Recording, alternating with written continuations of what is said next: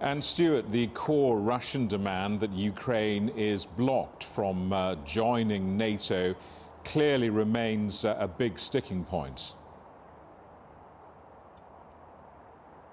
Yes, and there was never any doubt, it seemed, even from the first talks between the United States and Russia, that this was something not on the table. And although this document outlining the US response and NATO response is not being made public, and Russia has agreed to keep it private, much of what's been talked about already is in the document, according to US Secretary of State Antony Blinken. And so we know it does not address these core concerns of Russia. Now, Russia had said beforehand that should its concerns not be addressed, there was the potential for military technical escalation, but it doubled down today on saying that one of those options is absolutely not invading Ukraine, not attacking any country, were Russia's words. And so the question for the West is what happens next? If Russia is not willing to de-escalate by moving troops away from Ukraine, is not willing to invade Ukraine, what are those military technical measures that were warned about? And in response to this confusion in the West about what exactly Russian President Vladimir Putin's intentions are,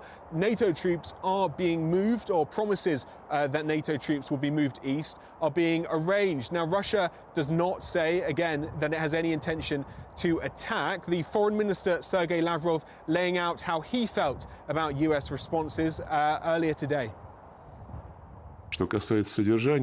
As for the contents of the document, there is a response which gives hope for the start of a serious conversation on secondary questions.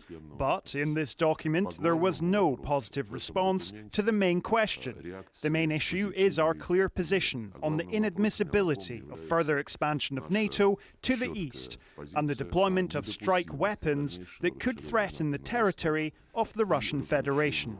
This position did not come out of nowhere.